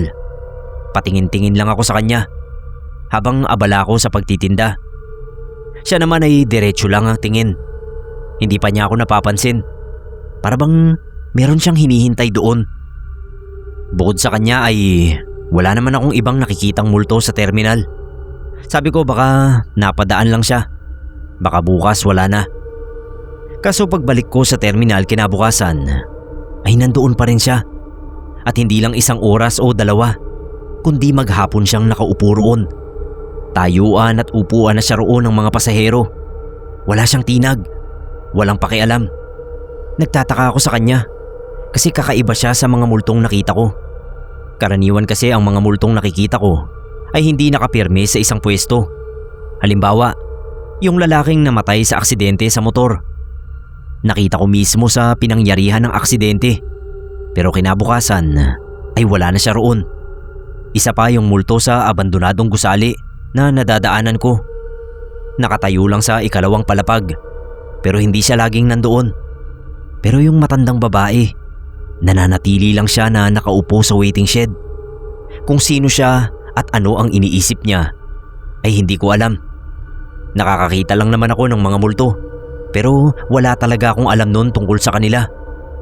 Ang gusto ko nga sanang makita ay yung multo ng mga mahal ko sa buhay. Sina mama, papa at lola. Kaso hindi ko alam kung nasaan ba sila. Bakit hindi nagpapakita ang mga kaluluwa nila sa akin? Yan ang tanong na hindi ko mahanapan ng sagot.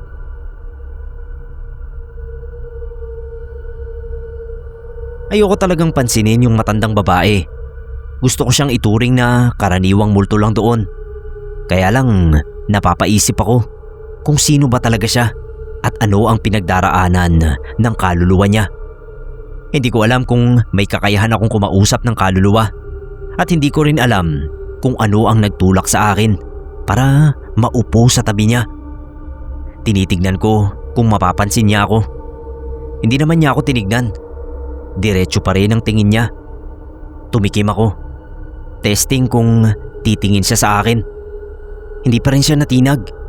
Hanggang sa nagpasya akong tumayo na lang. Nagulat pa ako nang bigla siyang magsalita.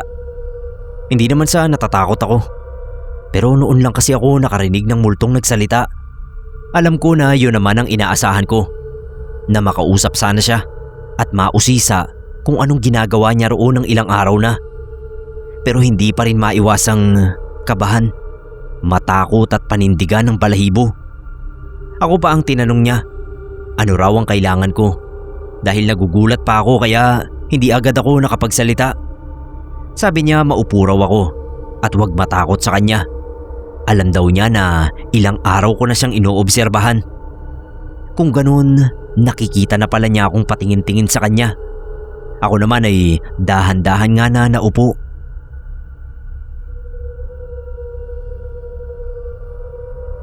Siguro ang makakaunawa sa karanasan ko ay yung mga tao rin na may kakayahang kumausap sa mga kaluluwa gaya ng mga espiritista. Ang kaibahan ko lang ay hindi ko na kailangang magbasa ng baraha at magbanggit ng mga dasal, orasyon o magsagawa ng ritual. Nung ora mismo nga na yon, nakakausap ko na yung matandang babae. Naupo lang ako sa tabi niya. Lakas loob kong tinanong kung sino siya. Tumingin siya sa akin. Sabi niya siya si Carmen. Pero hindi niya sinabi ang apelido niya. Basta tawagin ko na lang daw siyang Lola Carmen. Sabi niya kaya siya nandoon ay dahil may hinihintay siyang tao. Tinanong ko kung sino at bakit niya hinihintay. Sabi niya yung asawa raw niya. Binabantayan daw niya at siya rin ang susundo sa kanya. Sino baka ako yung asawa niya? Nandoon ba sa terminal? Inisip ko kasi baka driver o konduktor. May mga kasing tanda rin niyang driver doon at ganoon din sa konduktor. Pero hindi niya sinagot ang tanong ko. Uulitin ko nga sana, kaso may tumawag sa akin na bibili ng paninda ko. Kaya iniwan ko na yung matandang multo. Nilapitan ako ng kakilala kong konduktor. At nang makaalis na ang bumili sa akin, ay tinanong ako kung sino yung kinakausap ko sa waiting shed. Nakita pala niya ako na tumitingin sa kanan ko at bumubuka ang bibig ko na parang may kinakausap. Sabi ko wala. Siyempre itatanggi ko. Hindi naman siya maniniwala eh. Tsaka wala talagang nakakaalam na nakakakita ako ng multo. At sa pagkakataon pa nga na yun ay nakausap ko. Pero hindi siya naniwala sa sagot ko. Sabi niya mag-ingat daw ako kasi baka may makapansin sa aking iba at mapagkamalan ako na nasisiraan ng bait. Pag nagkataon, malulugi daw ako sa paninda ko dahil matatakot na silang bumili sa akin. Pagkasabi noon ay tatawa-tawang iniwan ako ng konduktor na si JP. Hindi ko na lang pinansin ang sinabi niya kahit na alam ko naman na may punto siya. Nilingon ko si Lola Carmen doon sa waiting shed at nandoon pa rin siya. Nakadiretso na naman ang tingin sa kawalan. Hindi ko na muna siya inistorbo kasi naging abala na rin ako sa paglalako ng paninda. Sumampa ako sa bus na malapit ng mapuno. Kahit nasa loob ako ng bus at nagbebenta, paminsan-minsan ay napapasulyap pa rin ako kay Lola Carmen na matyagang nakaupo pa rin sa waiting shed at naghihintay sa asawa niya. Sa tingin ko nung buhay pa si Lola ay maasikaso siya sa asawa niya at mapagmahal. Kasi tignan niyo, kahit isa na lang siyang kaluluwa ay matyaga pa rin siyang naghihintay. Palaisipan nga lang sa akin kung sino at nasaan ba yung asawa niya. Habang lumilipas sa mga araw ay hindi ko alam kung bakit parang nababahala ako. Nag-aalala ako sa kaluluwa ni Lola Carmen kasi mahigit 1 linggo ko na siyang nakikita sa waiting shed. Alam ko kasi sa mga kaluluwang sumusundo ay kung kailan mamamatay ang isang tao ay doon lang din sila nagpapakita. Gaya nung nasa ospital ang lola ko. Sabi ng mama ko, nakita raw ni Lola si Lolo. Tinuturong nakatayo sa isang sulok at kumakaway sa kanya. Sayang nga at wala ako sa ospital nun kaya hindi ko nakita ang multo ni Lolo. Pero si Lola Carmen, bakit kaya hanggang ngayon hindi pa niya nasusundo ang asawa niya? Hindi ako nakatiis. Nilapitan ko uli siya. Kamusta na raw ako, sabi niya. Ngumiti ako at sabi ko ay ayos lang naman. Tapos tinanong ko siya kung kailan ba darating ang asawa niya na susunduin niya. Bakit ang tagal naman yata? Hanggang kailan siya maghihintay doon? Hindi raw niya alam. Basta mananatili siya roon hanggat hindi niya naisasama ang asawa niya. Tapos noon sa tuwing magpapahinga ako sa pagtitinda ay nauupo ako sa tabi ni Lola Carmen. Nakikipagkwentuhan sa kanya. Ang gusto ko sanang malaman mula sa kanya ay ang tungkol sa mundo ng mga tulad niyang kaluluwa. Kaso iba ang kwento niya. Parang sinasadya niyang huwag magkwento ng tungkol doon. O baka hindi talaga pwede. Ang puro kinukwento niya ay tungkol sa nakaraan nilang mag-asawa. Ang totoo medyo magulo nga. O baka hindi palang abot ng pangunawa ko yung kinukwento niya tungkol sa kanila. Basta ang naiintindihan ko lang ay palagi silang nag-aaway ng asawa niya. Pero sa huli ay hindi rin daw makakatiis at susuyuin siya. Namamangha ako na naaalala pa ni Lola Carmen ang lahat ng yon. May narinig kasi akong kwento na ang sabi kapag namatay na ang isang tao at naging kaluluwa na lang ay nalilimutan na rin niya ang lahat. Yung tipong wala na talaga siyang maaalala sa pagkatao niya at mamumuhay siya sa kabilang mundo bilang isang bagong kaluluwa. Iba't iba kasi ang teorya ng mga tao tungkol sa mga kaluluwa. Pero ako ang ibinabahagi ko sa inyo ngayon ay base lang talaga sa sarili kong karanasan at hindi rin ako nakakasigurado kung lahat ba ng kaluluwa ay parehas ng nangyari kay Lola Carmen na may alaala pa sa buhay niya sa mundo. At oo nga pala, Hindi ko pa yata nabanggit na ang kinamatay daw ni Lola Carmen ay atake sa puso at ang pangalan daw ng asawa niya ay Crisanto. Matapos ang pagkukwentuhan namin na yon, ay tinuloy ko na yung paglalako ng paninda sa terminal. Tama nga si JP. Narinig kong pinagbubulungan ako ng mga kapwa ko nagtitinda roon dahil siguro nakikita nila ako na nagsasalita ng mag-isa. Ganon din ang mga kakilala ko na driver at konduktor. Tinatanong pa nga ako ng isa sa mga driver na si Mang George kung kumain na raw ba ako. Baka raw nalilipasan na ako ng gutom. Bakit daw ako nagsasalita mag-isa? Sino raw ang kinakausap ko sa waiting shed? Nililingon ko si Lola Carmen. Pag sinabi ko ang tungkol sa kanya, baka hindi rin naman sila maniwala sa akin. At isa pa, baka matakot lang sila kapag sinabi ko na may multo roon sa terminal. Kaya hindi ko na lang sinabi. Nung biglang bumuhos ang malakas na ulan, nag-alala ako para kay Lola Carmen. Nakalimutan ko yata na multo na lang siya. Ang akala ko nga ay mawawala na siya sa waiting shed kasi umuulan na. Pero hindi, nanatili pa rin siya roon. Kung sa bagay, wala naman na yata siyang pakialam. Ganun yata ang mga kaluluwa.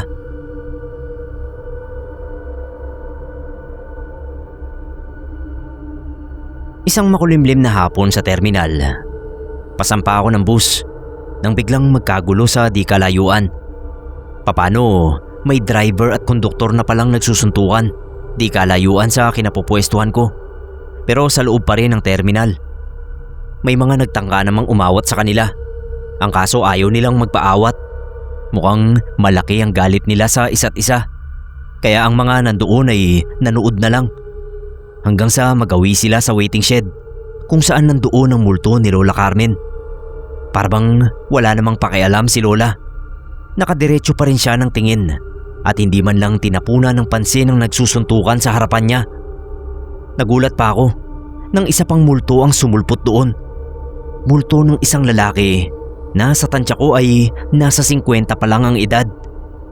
Sa tingin ko ay nahahawig ang mukha niya sa konduktor. Mukha silang mag-ama. Kinutuban ako tuloy ng masama. Parang may hindi magandang mangyayari. Naisip ko agad na may mamamatay at ang multo ng lalaki ay nandoon para manundo ng kamag-anak niya.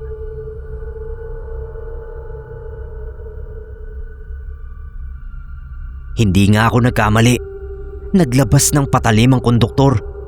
Pero sa pag-aagawan nila ay siya rin ang natarakan at hindi ang kaaway niya.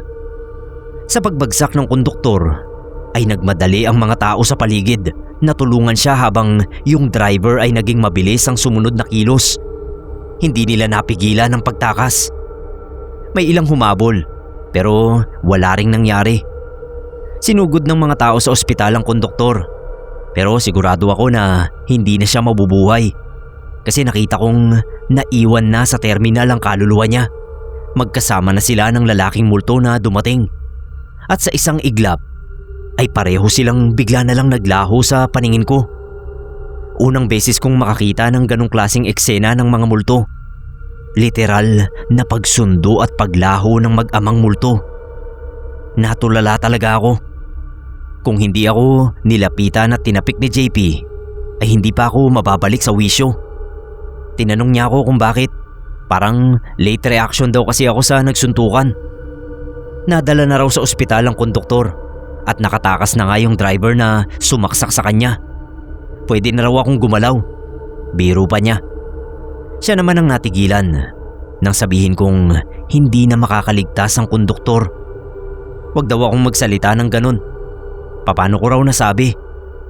Hindi ko na napigilan ang sarili ko na sabihin ang totoo. Dahil nakita ko kako, sumama na yung kaluluwa niya sa kaluluwa ng siguro ay tatay niya dahil kamukhang kamukha niya. Napalunok si JP at sinabing patay na nga ang tatay ng konduktor na yon. Kaya posibleng yun nga ang sumundo sa kanya. Kinabukasan, nalaman ko mula sa mga tao sa terminal na sumakabilang buhay na ang konduktor. Ito namang si JP, pinagsabi ang nakita ko. Nakarating tuloy sa naiwang pamilya ng konduktor Kaya pinuntahan ako ng mama niya sa terminal at inusisang mabuti tungkol sa pagkakita ko sa pagsundo ng tatay na multo sa kaluluwa ng anak niya. Wala akong dagdag bawas. Sinabi ko sa kanila kung ano ang eksaktong nakita ko. Ayun, at naiyak na lang yung mama ng konduktor. Bago pa ako maiyak din ay nagpaalam na ako sa kanya. Iniwan ko na. Dumiretso ako sa waiting shed sa tabi ni Lola Carmen. Sabi niya, huwag kong pigilan ang luha ko. Ayos lang daw yon. Kapag gusto kong tumawa, tumawa ako. Kapag naiiyak ako, umiyak ako. Kasi hindi ko na raw yan magagawa lahat kapag kaluluwa na lang ako. Napatingin tuloy ako sa kanya. Mukhang tama naman siya. Sa mahigit 1 linggo ko ngang pagkakakita sa kanya, parang wala siyang emosyon. Pero ramdam ko yung nararamdaman niya. Ewan, basta naguguluhan din ako. Iba rin ang hatid sa akin ng kaluluwa ng mag-ama. Hindi ako pinatulog. Paulit-ulit na nagpe-play sa utak ko yung eksena nila na sinundo na ng tatay niya ang anak niya. At syempre, yung multo ni Lola Carmen na patuloy ding bumabagabag sa akin. Naisip ko lang, mukhang iba't iba rin ang nangyayari sa mga kaluluwa kapag umalis na sa katawang lupa nila. Si Lola Carmen na naunang mamatay sa konduktor, pero yung konduktor naunang umalis sa kanya. Samantalang siya, eto at nananatili pa rin sa waiting shed ng terminal. Umulan at umaraw, walang nakakatinag sa kanya. Bigla ko tuloy na idalangin na sana kapag namatay ako ay diretso na ako sa langit o kung saan man ang destinasyon ng kaluluwa ko. Ayokong manatili sa lupa na pagala-gala o nakapirme sa isang lugar. Tapos ganyan, walang pakiramdam. Kung wala talaga, sa tingin ko, si Lola Carmen, nababalot siya ng kalungkutan.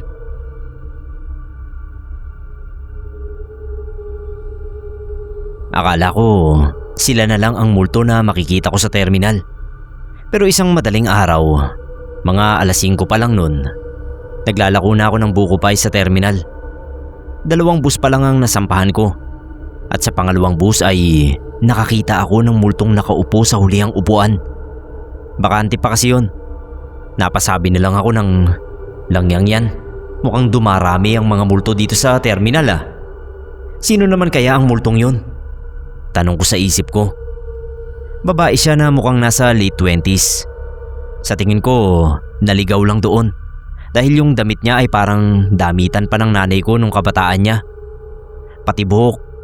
Sa madaling salita, mukha siyang lumang tao. Nagpatuloy ako sa pagbebenta. Nagpanggap ako na walang nakikita. Baka kasi tulad din siya ni Lola Carmen. Naakala ko hindi ako nakikita. Yun pala alam na inoobserbahan ko siya. Pagbaba ko sa bus, muntik na akong mahulog sa pagkakagulat at panghihilakbot nang salubungin ako ng multo ng babae na kanina lang ay nakaupo sa dulo ng bus. Humihingi siya ng tulong. Tulungan ko raw siya. Luminga ako. Pag sinagot ko siya, tsak na may makakakita sa akin na nagsasalita na naman ng mag-isa. Kaya pinili kong wag pansinin ang multo ng babae. Dumadagundong yung kaba ko sa dibdib nang sundan niya ako. Sabi ko sa sarili ko, patay. Mukhang hindi ako titigilan ng isang ito. Binilisan ko pa yung lakad, pero mabilis din siya at nagawa pa niya akong harangin. Buti na lang at nasa gawing likuran na kami ng bus, kaya wala nang tao na makakakita. Sinabi ko na lang agad sa kanya na nakakakita lang ako ng multo, pero wala akong kakayahan na tumulong sa mga kagaya niya. Gusto lang daw niyang makita ang dati nilang tahanan. Napakamot ako sa ulo. Tinanong ko kung saan ba siya nakatira dati. Anong address ng bahay nila. Nang sabihin niya sa akin kung ano ang address, ay kinilabutan ako. Paano ay yun mismo ang address ng terminal? Kung ganun, doon mismo sa terminal nakatayo ang dati nilang bahay. Pero matagal na ang terminal doon. Buhay pa ang mama ko, terminal na yun. Nakita ko na bumakas ang malungkot na aura sa mukha niya na para siyang maiiyak. Tapos tumalikod siya at unti-unting naglaho sa paningin ko. Naiwan akong nakatulala. Tulad ng nangyari nung nakita kong naglaho yung mag-amang multo. Nadagdagan patuloy yung isipin ko. Hanggang sa natagpuan ko na naman ang sarili ko sa waiting shed sa tabi ni Lola Carmen.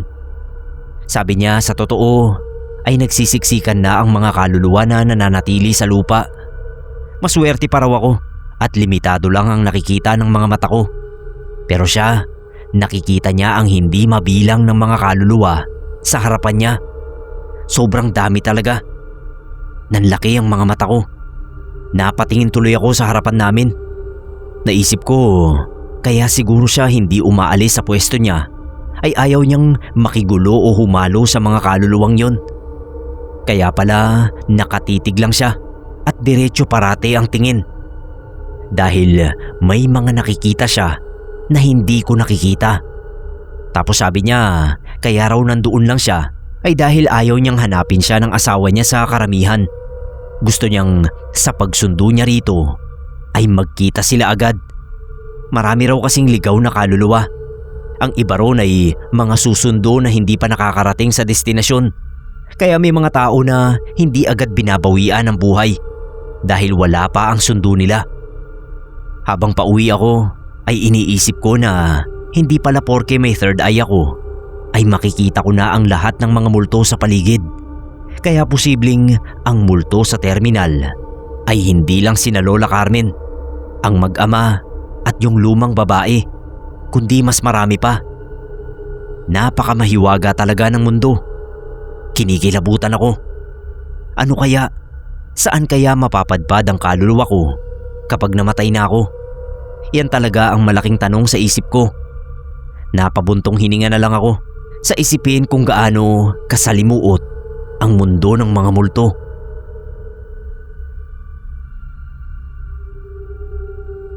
Nang sumunod na araw, madilim na naman ang langit. Nagbabadya ang pagbuhos ng malakas na ulan.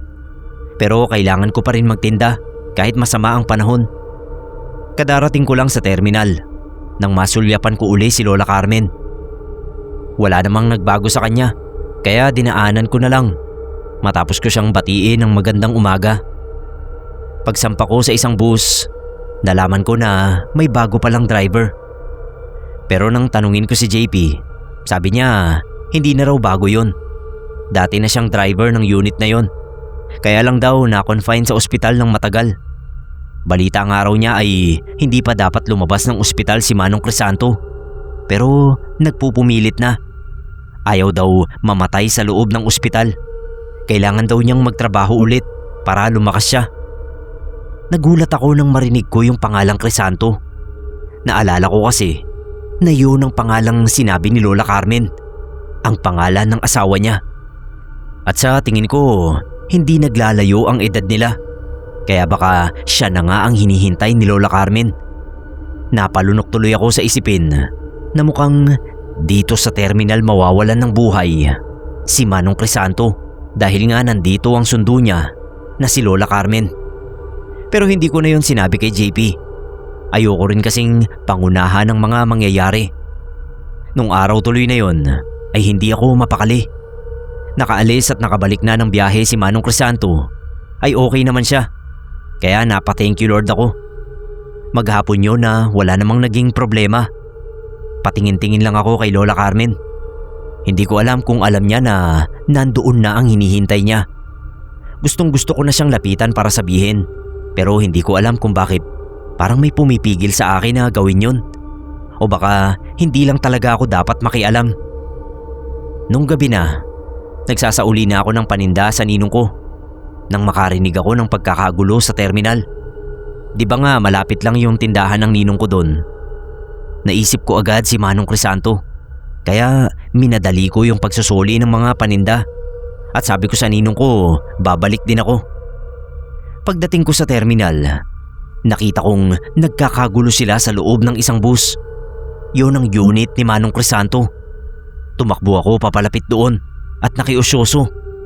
Nakita ko na hinihimas nila ang dibdib at likod ni Manong Crisanto. Parang nahihirapang huminga. Tapos nilipat nila sa kadarating lang na ambulansya. napatulala na naman ako sa mga nangyayari. Pinuntahan ko si Lola Carmen doon sa waiting shed. Hindi na ako nakatiis. Sinabi ko na ang nangyayari kay Manong Crisanto. Tumango-tango si Lola Carmen at sabi sa wakas ay tapos na ang paghihintay niya. Magkakasama na sila. Tumayo siya at mabagal na naglakad patungo sa bus kung saan inatake sa puso ang asawa niya. Nanlalaki ang ulo ko nang makita ko naman ang multo ni Manong Crisanto na bumababa sa bus. Samantalang kani-kanina lang ay nakita ko rin ang katawang lupa niya na sinasakay sa ambulansya. Nagmistula akong tuod na nakatindig sa harap nila. Tinignan ako ni Lola Carmen at ngumiti bago sila naglakad palayo ni Manong Crisanto. Si Manong Crisanto naman parang wala siya sa sarili. Siguro hindi pa niya natatanggap na patay na siya. Pero sumama naman siya kay Lola Carmen. Tulad ng konduktor at tatay niya ay unti-unti na ring lumabo sa paningin ko si Lola Carmen at si Manong Crisanto. Hindi ko maintindihan ang nararamdaman ko nung mga sandaling yon. Maya-maya ay natuloy na yung pagbuhos ng malakas na ulan. Hinintay lang yata na makaalis ang kaluluwa ng mag-asawa. Nung sumunod na araw sa pagtitinda ko sa terminal, napatingin ako sa waiting shed. Binalot ako ng hindi maipaliwanag na lungkot nung hindi ko na makita roon si Lola Carmen. Unang araw pa lang kasi ng pagtitinda ko ay nandoon na ang multo niya. Hindi ko alam kung kailan pa siya nandoon. Basta nakasanayan ko nang makita siya roon nang wala akong nararamdamang takot. Naalala ko yung sinabi niya na hindi na mabilang ang kaluluwa roon. Pero mabuti na lang at wala akong kakayahan na makita silang lahat. Limitado lang ang kakayahan ko. Kung hindi ay baka sa mental hospital na ang bagsak ko. Sa ngayon po ay hindi pa rin nagbago. Nakakakita pa rin ako ng mga multo na naging ordinaryo na sa paningin ko. Ang malungkot na parte lang talaga ay magpahanggang ngayon ay wala pa rin akong nakitang kaluluwa ng mahal ko sa buhay.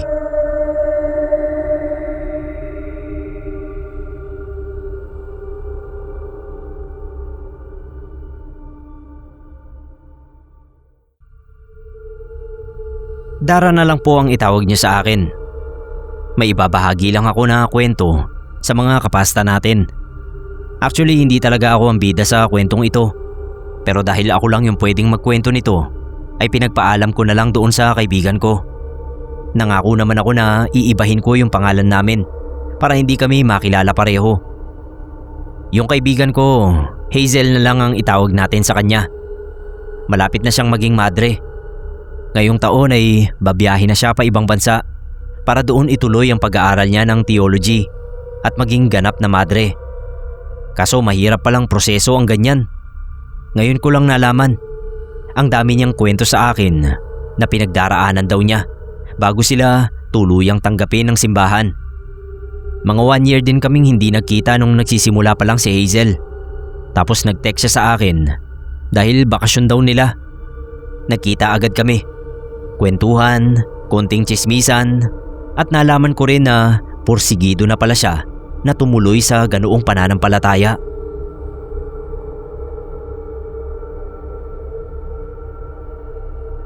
Meron daw siyang 2 buwan sa labas bago bumalik. Parang test daw ito sa kanila. Dapat pag-isipang mabuti kung gusto talaga ang pagmamadre kahit na maraming tukso sa paligid. Ang ginawa namin ni Hazel, nag-travel kami at pumunta sa mga tourist destination sa lugar namin. Nag-leave ako sa trabaho kasi alam ko kapag naging madre na si Hazel, mahihirapan na kaming magkita ulit. Palaging kinukwento sa akin ni Hazel na itetest daw sila ng masasamang bagay sa mundo. Iniisip ko nun, mga bisyo o lalaki ang tinutukoy niyang test sa sarili niya. Pero hindi pala. Madaling araw sa terminal ng bus. Nandoon kami kasi kailangan naming bumiyahe ng mga 5:00 ng umaga para maabutan namin yung schedule ng tour sa isang museum na malayo. 4:00 pa lang nandoon na kami. Sabi ni Hazel, masama raw yung pakiramdam niya. Hinipo ko yung noo niya. Wala naman siyang lagnat. Basta raw may hindi tama. Nakaupo lang kami doon sa maliit na upuan. Wala pa halos mga tao. Merong mga driver pero konti pa. Nakita ko may napakalaking lalaki na lumapit sa amin. Ang weird ng itsura niya. Mukha naman siyang tao, pero ang laki ng ngiti niya. Tapos yung mata niya, walang itim. Matangos ang ilong. Dahil nga nakangiti ay kitang-kita ko na maiitim yung ngipin niya. Tumabi siya kay Hazel. Umiiyak na yung kaibigan ko. Magsasalita sana ako, pero hindi ko magawa. Hindi rin ako makagalaw. Nanginginig na si Hazel, kaso wala akong magawa. Hindi ko na alam noon ang nangyayari. Takot na din ako. Alam ko hindi normal na nilalang yung lalaki. Mas lumapit pa siya kay Hazel. Akala ko nga hahalikan niya sa pisngi yung kaibigan ko. Pero hindi. May binulong siya. Mas lumakas lalo yung iyak ni Hazel. Yung ilaw sa harap namin ay nagpapatay sindi. Tapos tumayo ulit yung mataas na lalaki at naglakad palayo.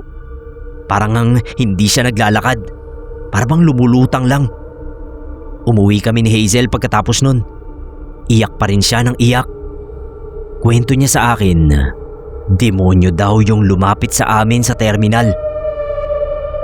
Isa yun sa mga sinasabi niyang pagsubok na pagdadaanan habang nasa labas siya. Tinanong ko kung ano yung binulong ng demonyo, pero ayaw niyang sabihin kahit anong pilit ko.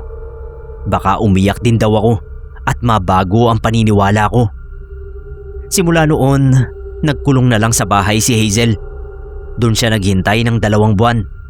Baka raw kasi mangyari ulit yung nangyari sa terminal at baka mapahamak pa siya.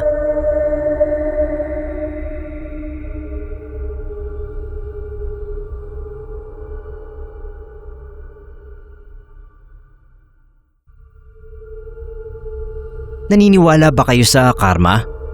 As in good karma at bad karma. Hindi yung karma na masama lang. Si lolo or sina lolo ang recipients ng good karma. Linawin ko lang po na hindi naman ito kwentong katatakutan. Pero may kilabot pa rin dahil sa dala nitong hiwaga. Ito na yung kwento, Sir Neb. Taong 1998 ito nangyari. Buntis si Lola sa ika-4 nilang anak. Si Daddy naman ay 4 na taong gulang na noon at siya ang pangalawa sa magkakapatid. Si Lolo ay tricycle driver by day at balut vendor by night. Isang araw habang nasa terminal ng tricycle si Lolo, may napadaan na isang matandang lalaki na naka-pedicab. Huminto yung matanda sa terminal at lumapit kila Lolo. Tinuro yung water jug nila at nakiusap kung pwedeng makiinom dahil uhaw na raw siya. Naawa naman si Lolo at mga kapwa niya driver kaya hindi nila pinagdamutan ng tubig yung matanda. Tanghali na noon kaya inalok na rin nila na magtanghalian. Tumanggi daw kaya naisip ng pangulo ng toda nila na ibili na lang ng tinapay at tubig yung matanda para baunin. Walang tigil daw yung pasasalamat sa kanila ng matanda. Nagulat na lang sila Lolo na habang kausap nila yung matanda, nakarinig sila ng malakas na tawanan at arangkadahan ng sasakyan. Pagtingin nila sa kalsada ay kitang-kita nila na paparating ang isang owner type jeep na may sakay na mga kabataan. Mabilis yung andar kaya hindi napansin ng driver ang pedicab na nakaparada sa gilid ng kalsada. Sumabit at nakaladkad yung pedicab. At kung hindi pa kumalso ang mga bakal noon sa ilalim ng owner, ay hindi pa yata hihinto.